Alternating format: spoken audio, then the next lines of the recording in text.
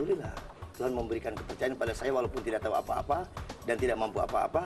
Tuhan memberikan anugerah pada saya. Anugerah menjadi ketua Parvi. Iya. Itu menurut Anda anugerah, bukan Anugerah. beban, bukan tanggung jawab, Pak? Bukan. Kalau dari emas masa sih dikembalikan, itu minimal dijual juga bisa lah. Gitu kan. Ini lucu sekali, sumpah. Kalau dibilang penting nggak penting, mungkin FFV menjadi penting buat yang punya kepentingan. Tapi buat saya, udah nothing tulus. Selamat malam, selamat datang di Mata Najwa. Saya Najwa Shihab, tuan rumah Mata Najwa. Perhelatan FFI 2012 usai dibuka, kualitasnya terkesan seadanya. Dengan anggaran 16 miliar, ajang FFI terbilang kurang menggelegar. Tawaran filmnya standar saja, terjajah seperti jajanan pasar. Ketika film bermutu merosot, sinias idealisnya ikut menyusut. Saat selera pasar naik pangkat, film kita justru turun derajat. Inilah Mata Najwa, risau film nasional. Udah sekolah lagi nih. Maaf Pak, gak sopan. Kamu kenapa nangis? Mei rindu ya sama ibu. Aku mengenalmu sudah lama, dari kecil hingga secantik ini. Tetap berdiri, tetap mainkan musik, tetap mainkan musik. Tidak ada yang bisa menghentikan musik kita. Ayo, ayo. Onyarso, awak dhewe diserang. Awak dhewe diserang. Londo wis melanggar. Londo tidak perjanjian gencatan senjata. Kok bisa-bisanya kau nggak mau masih tumpah? Lo kan udah bilang kalau gue mau bikin film. Banyak kali cakep kau. Tak bisanya kau cari duit. Saya bilang belum nggak bisa cari duit. Tinggal pun masih sama mami. Kartu kredit? Saya dapat nilai 4, Pak. Bagus itu, berarti kamu bisa jadi pemimpin. Jadi presiden? Bisa. Pemirsa, industri kreatif perfilman Indonesia terus menuai keprihatinan. Industrialisasi film dianggap hanya berorientasi pada kuantitas semata, minus pencapaian kualitas dan kreativitas. Benarkah seperti itu kondisi film nasional saat ini? Di studio Mata Najwa telah hadir Joko Anwar, seorang sutradara, penulis skenario dan aktor, dan juga Gatot Brajamusti, Ketua Parvi, Persatuan Artis Film Indonesia, dan anggota Dewan Pengarah FFI 2012. Selamat malam, Gatot. Selamat malam, Joko. Malam. Terima kasih sudah hadir di Mata Najwa. Saya ingin kita memulai dengan membahas FFI 2012 yang baru usai kemarin, yang banyak sekali pro dan kontranya. Oh, saya ada ingin pronya? Ada. Semuanya kontra kah, Joko? Apa pendapat Anda soal FFI kemarin? Pertama kita harus tarik dulu ke belakang. Apa gunanya event seperti FFI? FFI itu adalah ajang penganugerahan profesi untuk orang-orang yang bekerja di perfilman Indonesia. Dari sejarahnya sudah panjang sekali sehingga dianggap sebagai barometer dari pencapaian sinias pada tahun itu, sinias perfilman Indonesia. Kalau misalnya hasil dari FFI ada dua ya, yang pertama penjurian, yang kedua pelaksanaan acara. Kalau dari penjurian hasilnya tidak mencerminkan pencapaian sinias Indonesia pada tahun itu, lama-kelamaan apresiasi masyarakat terhadap film Indonesia itu bisa rusak.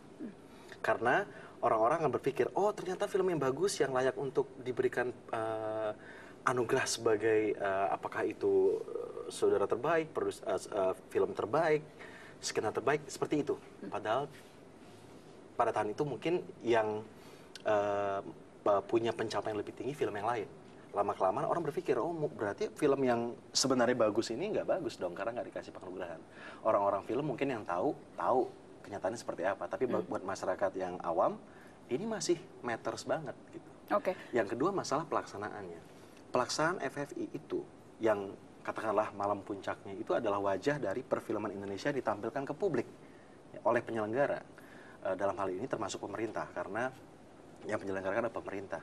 Kalau wajah yang dikedepankan mewakili wajah perfilman Indonesia, kalau pelaksanaannya tampilannya kacau, terus tidak jelas, tidak transparan dana dan penggunaannya, itu yang mewakili wajah perfilman Indonesia gitu. Itu juga bisa merusak image film Indonesia ke masyarakat luas. Jadi dari hasil penjurian menurut Anda tidak kredibel, kemudian pelaksanaannya juga kacau. Lebih hancur lagi. Lebih hancur. Jadi dari dua sisi Anda menilai ini sudah dua-duanya gagal. Dua-duanya gagal. Dua-duanya gagal.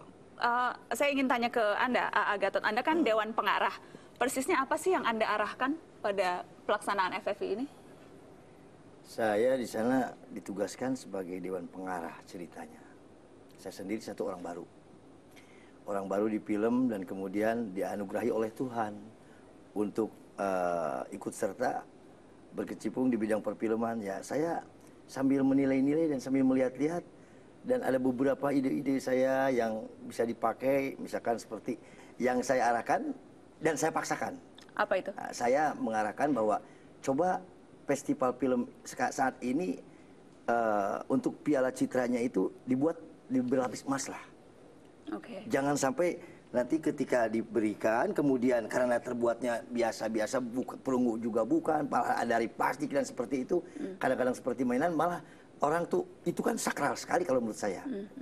Orang menerima piala, menerima hadiah, dan itu sejarah baginya. Oke, jadi ini kita ada contoh, ini berlapis emas. Iya, berlapis emas. Dari sekian banyak unsur FFV, menurut Anda yang penting diarahkan? Saya berlapis emas itu yang piala utama. Kebetulan itu sumbangan dari Parpi, dari saya. Jadi itu. Jadi emasnya dari Anda? Iya, saya itu sama sekali bukan dari panitia, bukan dari apa-apa. Itu pun saya, karena keinginan saya saat itu tidak ditanggapi. Karena tidak ditanggapi, saya bilang biar saya yang membiayai itu. Yang penting saya itu ingin sekali. Karena saya ingin sekali dan tertarik sekali. Andai kata misalkan. Kenapa itu penting? Kenapa dari sekian banyak unsur FFI yang Anda arahkan justru pialanya harus berlapis emas? Apa signifikansinya ya? Bukan. Ketika saya pernah dengar ada piala dikembalikan. Mungkin Anda pernah dengar. Kalau dari emas masa sih dikembalikan, itu minimal dijual juga bisa lah. Itu kan. Ini lucu sekali, sumpah. Bagaimana Joko? Ya, kalau saya mati ketawa. Kenapa? Apa yang Anda kritisi? Pentingkah itu kalau Anda menang Piala Citra? Maksudnya ini maksudnya seperti ini. Ini adalah contoh mungkin salah satu penyebab kenapa perfilman Indonesia tidak maju. A classic case of the wrong person at the wrong place. Anda mengacu ke siapa nih? Kalau misalnya tadi mau minta komentar. Semuanya, misalnya Agatot. Agatot dia latar belakangnya sebagai perfilman, dia bilang sendiri, saya baru tiba-tiba jadi ketua Parvi. Tiba-tiba jadi anggota Dewan Pengarah. Ketika ditanya yang diarahkan apa, saya mau mengarahkan pialanya di celup emas. Padahal masalah dari FFP itu, wow, banyak sekali dan bukan itu gitu loh. Menurut Anda kalau tadi kan katanya kalau dikasih emas, pialanya dari emas nggak akan dikembaliin. Ya berarti dia nggak tahu dikembalikan gara-gara apa. Apakah karena gara-gara bukan dari emas, apakah dari masalah lain? Apakah? Tapi Mas, begini Mas. Bagaimana Agatot? Anda saya dengar tadi bahwa pernah mendapatkan Piala Citra ya. Piala semacam Piala Citra itu sebagai apa? Misalkan penghargaannya itu hanya sekedar piagam penghargaan, dan tidak itu saya itu saking menghargainya orang akan lain halnya. Andai kata misalkan Anda hanya sekedar tulisan atau sekedar ini saja, atau sekedar piala ke RW-an, ke piala RT juga udah bagus gitu. Ini Piala Citra yang menurut saya itu sakral sekali, bagus sekali. Bukan, Agatot, piala itu cuman benda, itu cuman tanda gitu loh. Penghargaan yang sebenar-benarnya itu adalah ketika diberikan predikat kepada suatu film. Itu justru itu. Jadi jangan luar begini Mas. Bukan, masalahnya adalah gini. Dari masalah penjurian. Orang-orang yang tahun lalu itu sudah agak benar karena juri-jurinya dipilih. Jadi pada waktu itu ada 21 orang di juri, dan masing-masing anggota dewan juri itu mewakili profesi. Jadi mereka memilih, misalnya director memilih karena director memilih saudara terbaik misalnya, atau penulis skenario, musik dan sebagainya gitu.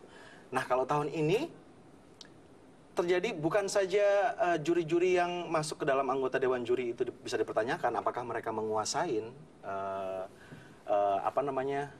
unsur-unsur perfilman per profesi, dan selain itu juga ada masalah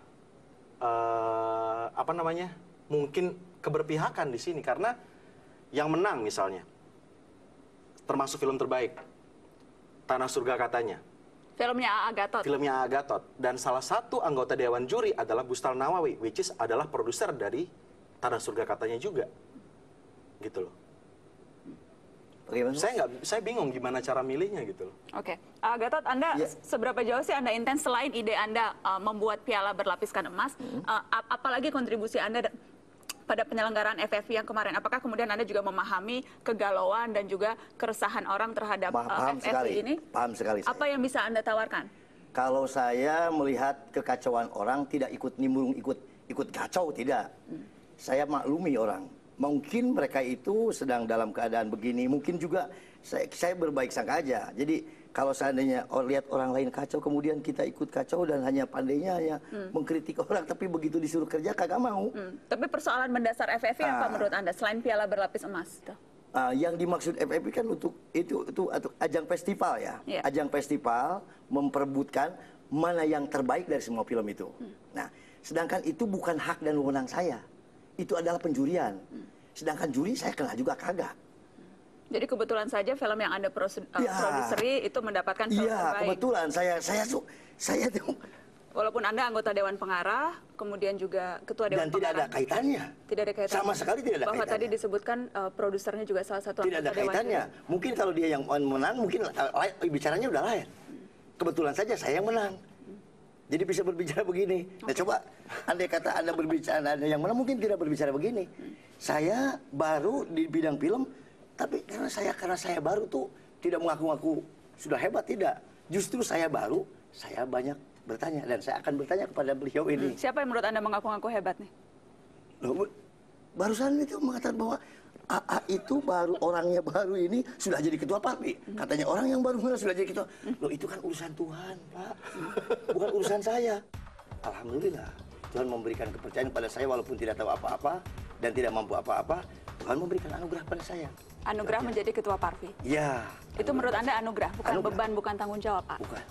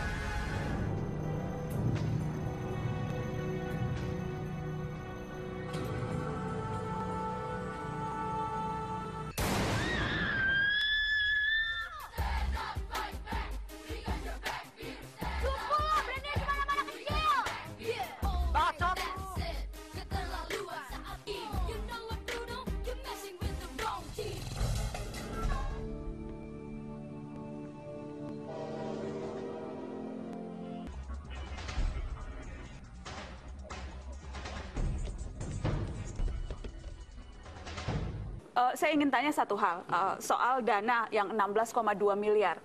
Iya. Apakah memang jumlah itu juga disetujui oleh Dewan Pengarah? Saya tidak tahu. 16,2 miliar untuk pelaksanaan FFV? Jadi lebih bagusnya itu pertanyaan itu didatangkan kepada ketua pelaksana, kemudian kepada Pak Samsul Usa, kemudian kepada orang-orang yang mengetahuinya. Saya sama sekali tidak mengetahui itu. Jadi itu tidak dibahas pada rapat Dewan Pengarah, jumlah dana 16,2 miliar? Tidak ada pembahasan masalah itu. Tapi Anda terkejut tidak dengan jumlah itu? Ya terkejut dong. Saya terkejut, saya mendengarnya juga baru-baru ini. Kaget saya. Itu belum ditambah yang piala emas ya Pak? Oh itu bukan, itu dari saya. Oh itu lain dananya? Itu dari saya. Oh, okay. Memang banyak yang tidak transparan dan kayaknya pelaksanaan FFV terutama tahun ini orang nggak tahu, bahkan di posisi mereka nggak tahu ngerjain apa gitu. Pada waktu pelaksanaan hari hanya itu saya dengar bahwa ternyata ketika para teman-teman sineas datang ke Jogja itu bahkan jam 4 sore panggungnya belum jadi dan IO-nya nggak datang. IO yang bertanggung jawab untuk mengadakan acara nggak datang. Jadi bagaimana cara mereka menyelesaikan masalah, harus ada panggung segala macam, saya nggak tahu, tapi yang terjadi adalah IO-nya nggak datang. Dan jumlah itu juga mencengangkan menurut Anda, jumlah 16,2 miliar itu? Sangat mencengangkan. Tahun lalu itu cuma 800 juta budget dari FFV. Dan itu pelaksanaannya, ya dari segi tampilannya mungkin masih sangat kurang, tapi dari segi penjurian itu bisa dikatakan sangat jauh lebih kredibel dibandingkan tahun-tahun lain, termasuk tahun ini. Mungkin karena murah jadi nggak ada yang peduli gitu, saya nggak tahu juga. Tapi kalau kita tarik ke belakang lagi, ini kan sebenarnya FFV diselenggarakan oleh Parekraf tahun ini. Dan sebenarnya tahun lalu seperti yang banyak dikatakan oleh teman-teman dan hasilnya juga banyak diakui oleh orang film maupun masyarakat bahwa hasilnya lebih kredibel gitu. Kelihatan yang menang itu orang, oh oke, pantas menang gitu loh. tiba-tiba tahun ini di awal tahun pengurus yang tahun lalu mengurus itu tiba-tiba digantikan katanya atas desakan pihak-pihak tertentu, dikembalikan seperti format sebelumnya. Pihak-pihak tertentu siapa nih? PPFI, salah satunya Deddy Miswar yang saya dengar ya. Sehingga yang tadinya sudah berjalan dengan bagus dan kalau diteruskan akan menjadi lebih baik dari tahun sebelumnya, tiba-tiba kembali ke zaman dulu. Gitu. Oke, jadi menurut Anda sekarang kalau yang memenangkan FFI itu bukan lagi bisa dijadikan tolak ukur ajang paling bergengsi perfilman Indonesia? Bukan malah bergengsi, citra buruk kalau di kalangan orang-orang film sekarang dapat Piala Citra, citra buruk gitu, karena sangat penuh dengan penuh dengan yang tidak jelas, kecurigaan kita muncul terus gitu loh. Dari mulai budget, dari mulai tata cara pelaksanaan, transparansi, segala macam seperti diadakan dengan sangat tidak serius walaupun dananya besar sekali. Saya rasa salah satu citra buruk ya. Saya harus tanya kepada yang dapat Piala Citra tahun ini tuh. Saya rasa salah satu kuncinya adalah pemerintah seharusnya merekrut orang-orang yang benar gitu, orang-orang yang pertama punya kompetensi, kredibel, dan memang punya semangat untuk membuat sesuatu untuk yang baik gitu. Gatot, Anda kan menang Citra nih, film terbaik yang Anda produseri Tanah Surga katanya. Bangga dengan kemenangan itu? Bukan bangga lagi, Mbak. Saya sedih. Saya sedih kalau menghadapi orang seperti beliau ini. Saya sedih jadinya. Saya tuh tidak ingin menang dan saya tidak bermimpi pun tidak. Saya merasa bingung aja. Kok film saya menang ya? Tapi menangnya di banyak kategori kan? Iya banyak kategorinya ada beberapa kategori menangnya, itu bukan satu saja gitu kan ya.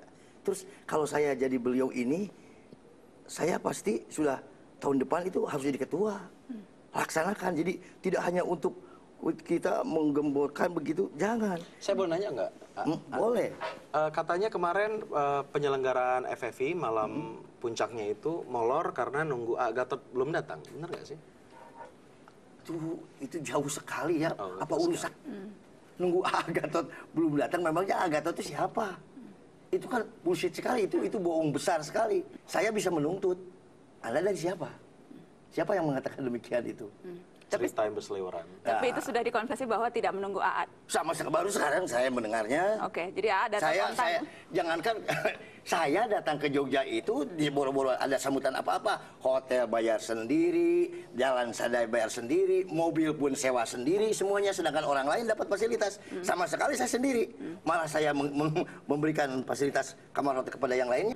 Seharusnya seorang ketua Parvi mendapat fasilitas itu? Itu seharusnya demikian. Mungkin karena saya dianggapnya saya tidak tahu apa-apa dan tidak mampu apa-apa, tapi alhamdulillah Tuhan memberikan kepercayaan pada saya walaupun apa-apa dan tidak mampu apa-apa, Tuhan memberikan anugerah pada saya. Anugerah menjadi ketua Parvi? Iya. Itu menurut Anda anugerah, bukan beban, bukan tanggung jawab, Pak? Bukan. Anugerah dari Allah, dan setelah menjadikan tanggung jawab saya tidak menjadikan beban. Malah saya harus bertanggung jawab untuk menjadi ketua Parvi yang baik. Baik. Kan kita sebagai orang film, kalau sebagai orang film kita dijadikan oleh kita juga. Kan itu mendingan kita bina, mendingan kita pupuk. Misalkan ada orang yang mampu untuk, misalkan saya nih, Mas, saya mau belajar tentang film kepada Anda di depan masyarakat lama ini. Saya jujur, saya bodoh di dalam film. Tapi alhamdulillah kebodohan saya itu telah menghasilkan menjadi juara PFI tahun sekarang, film terbaik misalkan. Tapi itu bukan kemampuan saya. Itu orang-orang yang membuat film saya. Saya kan sebagai produser, saya pengen seperti dia, bagaimana caranya. Saya meminta gitu. Emang film yang Anda produseri, itu Anda sebagai produser seperti apa tugasnya? Iya, tidak seperti teori Anda. Saya seperti apanya? Saya datang ke sana, memproduseri, saya melihat, saya belajar, begini, dan itu dilaksanakannya ada tim khusus kan. Oh, berarti bukan produser dong namanya ya? Apa itu namanya? Saya juga kurang tahu tuh. Kalau produser seperti macam ada tuh bagaimana? Produser itu adalah orang yang bertanggung jawab dari mulai pre-produksi, dari mulai konsep, teknis, pendanaan, sampai dengan post produksi sampai dengan marketing semuanya. Jadi orang yang paling punya jabatan tertinggi dalam sebuah produksi film itu adalah produser. Jadi kalau misalnya orang yang bakal menerima Academy Awards, Oscar itu adalah produser karena dia adalah orang bertanggung jawab dari mulai konsep sampai selesai. Itu namanya produser. Alhamdulillah kan saya jadi tahu. kebetulan ini produsernya itu Pak Deddy Mizwar. Saya tuh diajak. Ketika saya didolimin orang, ketika saya digembosin orang, hanya Pak Deddy Mizwar yang ini kasihan tuh. Begini mau belajar, ayo belajar. Alhamdulillah dari filmnya menjadi juara, kemudian filmnya sudah untung, sudah 2 kali lipat untungnya buat saya juga. Jadi saya ini maksudnya saya lebih bagus saya berbicara masalah belajar. Karena saya masih belajar, jadi saya harus ini. Kasihan sebenarnya produser yang memang sudah bekerja sesuai dengan kompetensinya gitu maksudnya. Jadi AA memang mengakui masih dalam tahap belajar dan belajar saya. AA sejak awal memimpin Parvi tahun lalu sudah diliputi kontroversi, sempat diseret ke pengadilan karena dituding memasukkan dokumen, sempat ada adu bogem pada saat konferensi. Kalau dibilang penting nggak penting, mungkin FFI menjadi penting buat yang punya kepentingan. Tapi buat saya,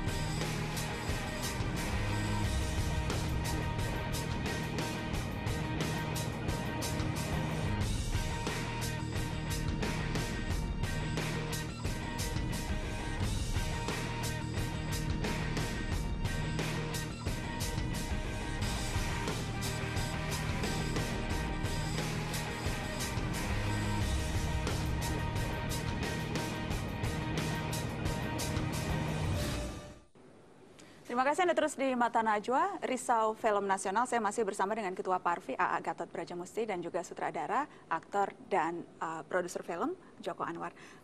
Saya ingin ke AA Gatot, Ketua Parvi. AA sejak awal memimpin Parvi tahun lalu, sudah diliputi kontroversi, sempat diseret ke pengadilan karena dituding memasukkan dokumen, sempat ada adu bogem pada saat konferensi. Kemudian ada banyak orang yang merasa tidak memiliki kredibilitas yang cukup untuk memimpin Parvi. Saya ingin kita sama-sama melihat ada tweet dari salah seorang pemain film, Lukman Sardi. Kita artis Indonesia merasa aneh wadah yang kita punya diketuai oleh guru spiritual yang tidak jelas asal-usulnya di film. Dan ajaibnya, sekarang salah satu organisasi film yang besar di Indonesia ketuanya nggak jelas asal-usulnya di film. AA tersinggung tidak kalau kemudian ada suara-suara seperti ini? Enggak. Nggak tersinggung? Enggak, sama sekali. Kenapa? Karena orang semacam begitu berarti daya pikirnya itu sempit, dadanya itu sempit. Kalau dia itu dadanya lebar, tidak mungkin bicara begitu.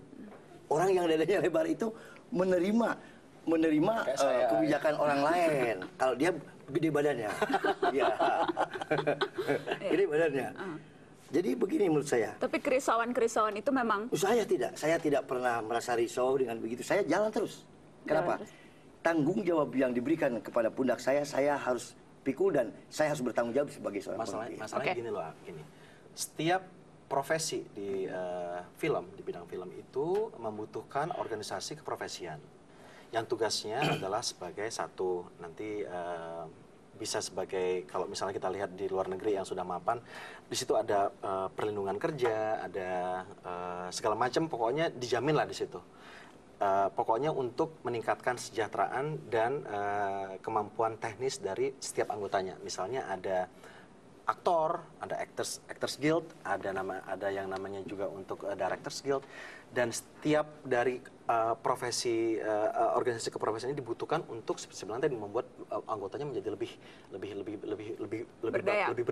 Dan sehingga kalau misalnya ini jalan konkretnya nih kok konkretnya orang-orangnya ini harus organisasi ini harus dipegang oleh orang-orang yang mengerti. Karena apa? Karena organisasi ini akan bikin program, dan program itu akan dibuat berdasarkan problems. Jadi dalam bayangan Anda apa sih harusnya bisa dilakukan Parvi dalam bayangan Anda dalam kalau kita menyikapi kisru film nasional ini, apa yang harusnya bisa konkret disumbangkan oleh Parvi? Sekarang Anda saya bertanya, memberikan masukan, memberikan tanggung jawab yang seharusnya saya bertanya apa yang seharusnya bisa dilakukan Parvi kalau tadi misalnya. Nah sekarang aja udah nggak jelas. Tadi yang setahu kita Parvi yang didirikan tahun berapa, yang merupakan salah satu organisasi keprofesian pelaku bintang film itu apa sih? Aktor yang diakui pemerintah itu cuman Parvi tadinya. Dan sekarang katanya, sekarang udah bukan artis doang, tapi semua dibuka segala macam. Dari situ udah nggak jelas ini profesi yang mana dulu nih dari film nih gitu loh. Tadinya itu dibikin spesifik bukan berarti supaya yang lain nggak bisa masuk, tapi supaya lebih fokus gitu loh. Iya, itu masih tetap. Tapi kan kalau ada orang yang simpatisan terhadap Parvi, ingin menjadi anggota Parvi, boleh. Ada silakan. Oh, tapi jadi sekarang membuka? Boleh. Jadi saya bukan artis, boleh ikut juga? Boleh, tapi bukan sebagai anggota Parvi secara khusus ya, bukan. Ada tingkatannya di sana. Semua harus duduk. Ketiga komponen saya bilang tadi dalam perfilman harus duduk. Ada filmmaker, ada eksibitors, pemilik bioskop, dan pemerintah sebagai pembuat regulasi. Harus menginventarisasi permasalahan dan bikin program based on problem solving. Jadi nggak bisa pilih satu. Kalau misalnya kita berpikir, jumlah penonton kurang karena bioskop kurang, tambah layar, penontonnya mana? Atau tambah layar, terus filmnya mana?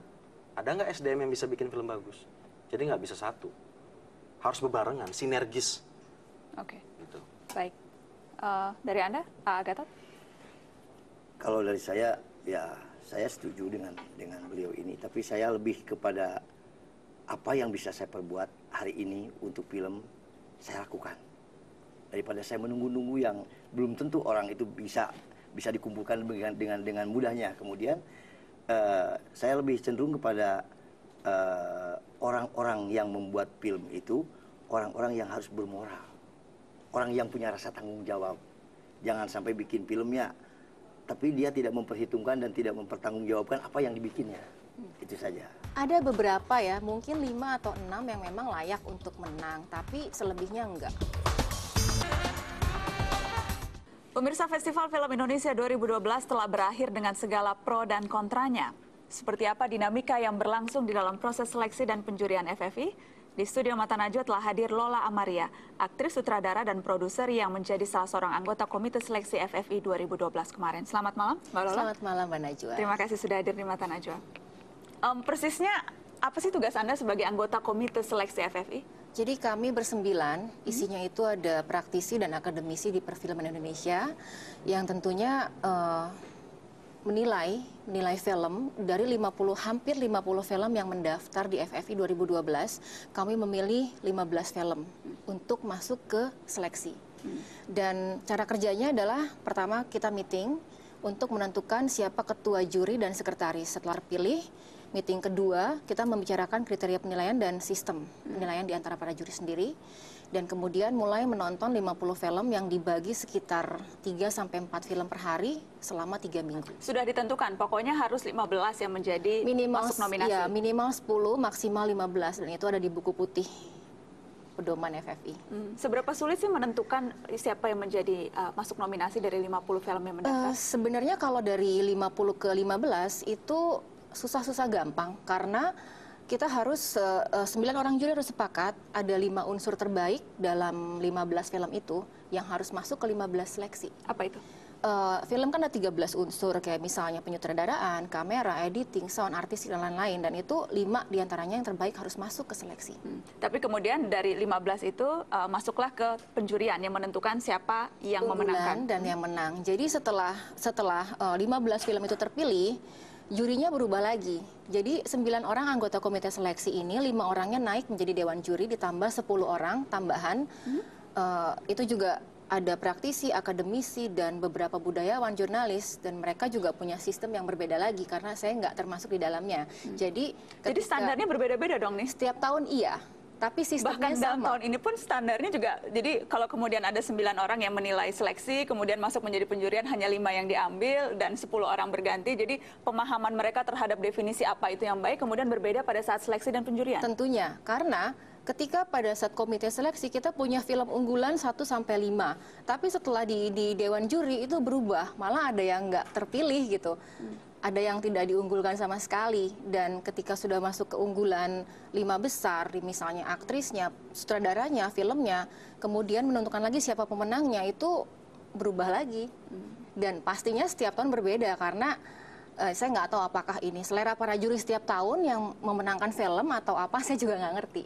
Komite seleksinya kan juga berubah-ubah setiap tahunnya. Iya, tidak ada yang sama. Ketika kemudian Anda diminta untuk menjadi komite seleksi, Anda sudah tahu bahwa ini akan ramai nih, pro kontra nih, dan sebagainya nih. Sebelumnya saya tidak pernah ikut sebagai juri festival manapun ya di Indonesia. Jadi ketika ada tawaran untuk menjadi komite seleksi, saya terima karena sebelum-sebelumnya kan banyak yang kisruh tuh, 2010, 2011. Jadi saya pengen tahu masuk ke dalamnya seperti apa sih kisruhnya, seperti apa sih sistemnya, kriterianya. Jadi saya masuk ke situ untuk mencari tahu. Tapi sayangnya hanya sampai komite seleksi. Dan itu yang bisa saya share sekarang. Kalau saya ingin tahu sekarang kekisruhan di komite seleksi dulu, sebelum nanti saya berusaha untuk mencari tahu yang tim juri seperti apa suasananya, dinamika internalnya seperti apa? Tidak terlalu kisruh kalau di komite seleksi, karena kita tidak bisa menilai unsur. Kita hanya menilai 15 yang terbaik di antara 50. Dan kebetulan kisruhnya hanya sedikit, bahwa pada saat kita harus memilih 15, terpilihlah 16 film. Dan 16 itu kan satu harus out. Jadi harus 15 maksimal ya, karena buku putih mengharuskan memilih 15. Kenapa saya juga nggak tahu kenapa 15. Jadi ketika ada 16 film, kita semua voting untuk menentukan yang mana nih yang terpilih, yang A atau yang B untuk ke-15 besar. Voting di antara 9 yang terbesar, yang terbanyak. Itu voting untuk memilih dia? Saya pribadi nggak terlalu setuju dengan voting, karena harusnya unsur yang dinilai. Jadi film itu bukan karena suka nggak suka, bukan karena emang voting yang terbanyak, harus detail secara unsur mana yang lebih menonjol, itu yang dipilih. Tapi kalau ke Anda sendiri ada tidak upaya untuk membujuk, mempengaruhi, mengintimidasi ketika masih di komite seleksi? Enggak, tapi saya sempat dapat SMS yang dari beberapa produser yang masukin dong film A, masukin dong film B, tapi saya tidak terpengaruh karena saya memang objektif. Kalau memang filmnya bagus, masuk. Kalau enggak ya saya nggak akan masukin. Karena kan saya bukan sendiri, saya ada 9 orang dan itu harus melalui kesepakatan bersama di 9 orang komite seleksi. Setelah sekarang akhirnya sudah terlihat pemenang sudah ditetapkan, ditentukan.